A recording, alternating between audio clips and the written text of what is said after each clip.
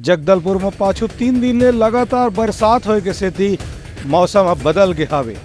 ठंड के साथ चारों डांग छाए हवे कोहरा।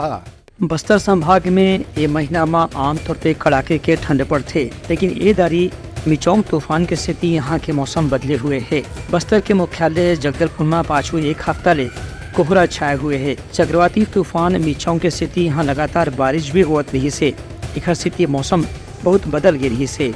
हालांकि काली ले यहाँ आसमान साफ होए के बाद ठंड एक गाँव फिर बढ़ गया हवे। लोगमन सुबह टहले बर निकलत समय बतावत हैं कि आसपास दूर दूर तक कोहरा छाए हुए है। ये मौसम के लोगन मन आनंद घलो लेवत हैं। ये जो तूफान आया था उसकी वजह से बदल था, अभी थोड़ा सा हटा है तो आज से कोहरा चालू हुआ है और ठंड तो इस बार कम है, लगता है कि थोड़ा लेट आएगी ठंड। पूरा कोहरे से जगदलपुर ढका हुआ है। जैसा जानते हैं कि नवंबर और दिसंबर में यहाँ कड़ाके की ठंड पड़ती है, लेकिन इस बार थोड़ा सा मौसम परिवर्तन हो गया था। जैसा ही तूफान आया, तूफान आने के बाद